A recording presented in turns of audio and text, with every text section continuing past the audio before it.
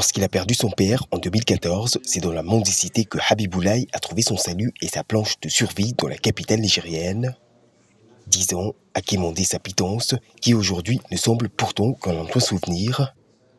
Depuis un mois, c'est dans une nouvelle aventure que s'est lancé le jeune homme, l'apprentissage de la maroquinerie.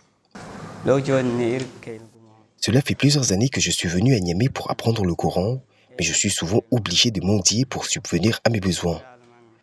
Lorsque j'ai entendu parler de cette formation, je n'ai pas hésité car je connaissais déjà cet atelier de maroquinerie.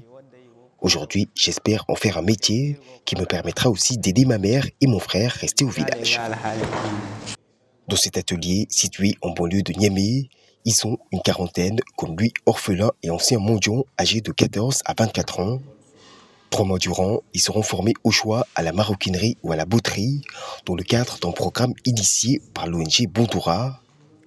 Une façon pour son promoteur, lui-même maroquinier de profession, de leur offrir une seconde chance.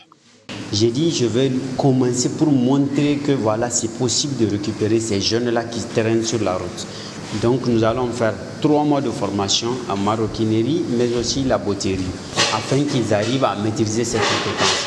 Maintenant, au fil du temps, on peut aussi continuer la formation avec eux si nous aurons autre financement qui va permettre d'acheter non seulement la matière première, mais aussi les outillages nécessaires complémentaires pour pouvoir faire la formation.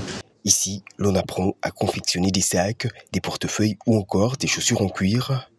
Mais après seulement 1 mois de formation, c'est encore sur du papier que s'exercent ces boutiers et maroquiniers en herbe. Nous avons commencé par les bases en leur apprenant comment découper en lignes courbées, en zigzag ou en triangle. Cela leur a aussi permis de s'habituer aux outils tels que les ciseaux ou les cutters qu'ils n'avaient jamais utilisés auparavant. Aujourd'hui, ils confectionnent déjà de petites chaussures en papier et bientôt, ils pourront s'attaquer au cuir. À noter que cette formation a pu bénéficier d'un financement intégral du gouvernement nigérien en tant que projet pilote.